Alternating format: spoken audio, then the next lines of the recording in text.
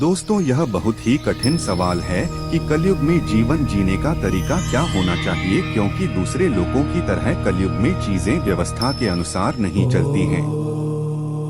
यहाँ व्यवस्था का अर्थ है शास्त्रों में जो वर्ण और आश्रम की व्यवस्था दी गई है, वह शास्त्रों में वर्ण और आश्रम की व्यवस्था बताई गई है, जिसे जीवन जीने का सही तरीका बताया गया है।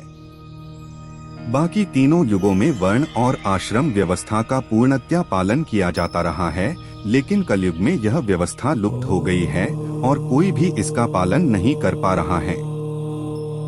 जैसा कि हम देखते हैं, आजकल के तथाकथित ब्राह्मण जो हैं, उन्होंने शास्त्र नहीं पढ़े हैं और उन्हें यज्ञ आदि करना भी नहीं आता है, फिर भी वह ब्राह्मण कहलाते हैं। जबकि शास्त्रों में कहा गया है कि यह तो ब्राह्मण के मूल कर्तव्य हैं, यानी जो अपने आप को ब्राह्मण कहता है उसे ब्राह्मण के गुणों से युक्त होना चाहिए, जैसे कि सहनशीलता, स्वच्छता और शास्त्रों के अध्ययन में निपुणता। वहीं दूसरी ओर क्षत्रिय वर्ण को ब्राह्मण से नीचे वाला दूसरा वर्ण माना गया है।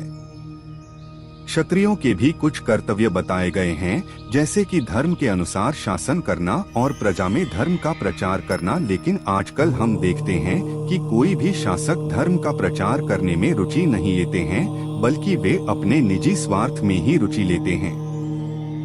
इस तरह क्षत्रिय वर्ण भी कलयुग में देखने को नहीं मिलता है, तो यह सवाल उठना लाजमी है कि कलयुग में जीवन जीने का तरीका क्या होना चाहिए। अगर आश्रम की व्यवस्था पर नजर डाली जाए तो कलयुग में 4 आश्रम यानी कि ब्रह्मचारी आश्रम, गृहस्थ आश्रम, वानप्रस्थ आश्रम और संन्यास आश्रम का पालन ठीक से कर पाना संभव नहीं है। शास्त्रों के अनुसार हर व्यक्ति को 25 वर्ष की आयु तक ब्रह्मचर्य आश्रम का पालन करना चाहिए और उसके बाद गृहस्थ आश्रम में प्रवेश करना चाहिए। इसके बाद अपने पुत्र पुत्रियों की शादी करवाकर उसे पारिवारिक जिम्मेदारियों से मुक्त होकर वानप्रस्थ आश्रम में चले जाना चाहिए। वानप्रस्थ आश्रम का अर्थ है कि अपने घर परिवार का त्याग करके वन में जाकर भगवान की भक्ति करनी चाहिए और संतों का संग करना चाहिए।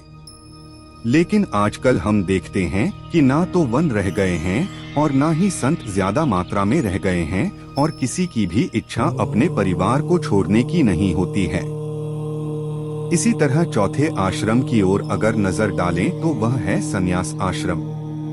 संन्यास आश्रम को बड़ा ही पवित्र माना जाता है और सन्यासी के ऊपर हर किसी की नजर होती है। अगर सन्यासी से छोटी सी भी गलती हो जाती है तो उसे क्षमा नहीं किया जाता है, क्योंकि सन्यासी से हमेशा ऊंची अपेक्षा की जाती है। सन्यास के लिए हर कोई योग्य नहीं होता है। जिस व्यक्ति ने 3 आश्रमों का अच्छे से पालन किया है या जो अपनी इंद्रियों को संयमित करने में सक्षम है, वही व्यक्ति पूर्ण रूप से संन्यास लेने के योग्य है। आज के समय में संन्यास लेने की योग्यता कम ही देखी जाती है और इस तरह वर्णाश्रम के चौथे आश्रम संन्यास का पालन करना भी संभव नहीं है। तो यह सवाल आता है कि अगर शास्त्रों में दिए गए उपदेशों के अनुसार जीवन जीना है तो कलयुग में जीवन जीने का सही तरीका क्या होना चाहिए। कलयुग को अंधकार का युग बताया गया है और शास्त्रों में बताया गया है कि कलयुग में जन्म लेना अपने आप में एक श्राप है, लेकिन शास्त्रों की माने तो कलयुग का एक बहुत बड़ा फायदा भी है। भागवत में वर्णन आता है कि भक्ति देवी सोनकादिक ऋषियों से पूछती हैं कि जब कलयुग इतना बुरा है तो महाराज परीक्षित ने उसे अपने राज्य में रहने क्यों दिया। वे तो सब कुछ जानते थे, फिर उन्होंने कलयुग को क्यों नहीं मार दिया। तब सौकादिक ऋषि बताते हैं कि परीक्षित महाराज सारग्राही व्यक्ति थे और वो जानते थे कि कलयुग भले ही कितने ही दोषों से युक्त हो, लेकिन इसमें एक महान गुण है। वह महान गुण यह है कि इस युग में भगवान का नाम लेने से ही सारे फल प्राप्त हो जाते हैं। जो फल सतयुग में ध्यान और योग करने से मिलता था, जो फल त्रेता युग में यज्ञ करने से मिलता था, जो फल द्वापर युग में पूजन करने से मिलता था, वह सारा फल कलयुग में केवल भगवान का नाम लेने से ही प्राप्त हो जाता है। जो फल सतयुग में 60,000 वर्ष ध्यान लगाकर और तपस्या करके भी नहीं प्राप्त किया जा सकता था, वह कलयुग में केवल भगवान का नाम लेकर प्राप्त किया जा सकता है। इसलिए परीक्षित महाराज ने कलयुग को नहीं मारा। इसी तरह एक कथा के अनुसार जब भीम महाराज युधिष्ठिर के दरबार में थे और कुछ समय के लिए उसका नेतृत्व कर रहे थे, तभी वहां पर एक आदमी आया और उसने भीम को बताया कि उसे कुछ समस्या है जिसका भीम समाधान करें। भीम ने उनसे पूछा कि क्या समस्या है, तो आदमी ने बताया कि मैंने देखा कि एक गाय अपने बछड़े को मारकर खा गई और मैंने देखा कि एक व्यक्ति ने एक धागे से एक पहाड़ को हिला हिलाकर चकनाचूर कर दिया। उसने ऐसे ही 3 और दृश्य बताए जिसे उसने अपनी आंखों से देखा था और जिसके जवाब वह भीम से चाहता था।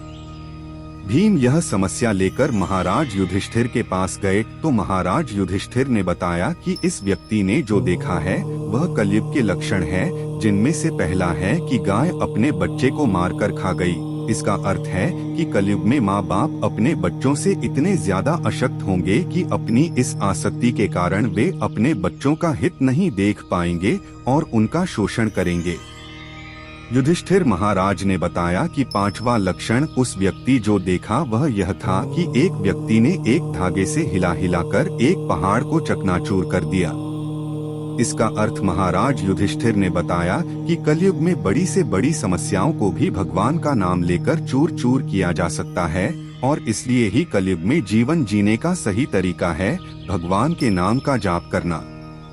इसका मतलब है कि कलयुग में हमें सही तरह से जीवन जीने के लिए और कुछ करने की जरूरत नहीं है, जैसे कि यज्ञ, दान, तपस्या, योग इत्यादि, बल्कि हम जो काम कर रहे हैं उसी के साथ साथ ही भगवान का नाम लेने से हमारा कल्याण हो सकेगा। न ही हमें घर छोड़कर जंगल जाने की जरूरत है और न ही घंटों बैठकर तपस्या करने की जरूरत है, बल्कि कुछ समय जो भी हम निकाल सकें उसमें भगवान का नाम जपने की जरूरत है, जिससे हमारा जीवन सफल हो सकेगा। उम्मीद है कि आपको ये वीडियो पसंद आई होगी। अंत तक बने रहने के लिए आपका शुक्रिया।